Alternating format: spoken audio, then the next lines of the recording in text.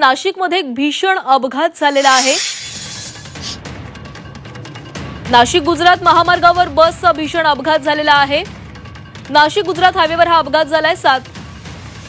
सापुतारा घाटात ही दुर्घटना घडलेली आहे। बस 200 फूट दरीत कोसळल्याने हा अपघात झालाय।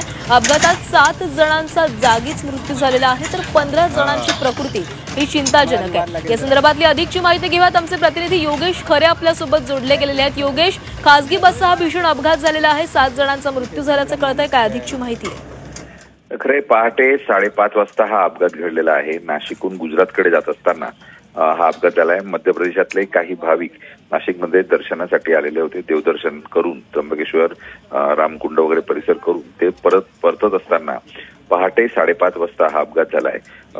सापुताऱ्यापासून जर आपण बघितलं, सुरगाण्यापासून ते सापुताऱ्यापर्यंतचा जो रस्ता आहे तो घाट वळणांचा रस्ता आहे आणि अरुंद असा रस्ता आहे। बाजूला मोठी दरी आहे।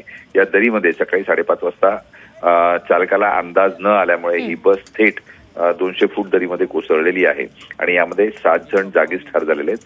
15 जण गंभीर जखमी आहेत। या सर्वांना जवळपासचे जे काही रुग्णालय आहेत त्या सर्व रुग्णालयांमध्ये दाखल करण्यात आलं आहे। काहींना सापुताराला सुद्धा नेण्यात आलेला आहे। यांच्यावर उपचार आता सुरू आहे।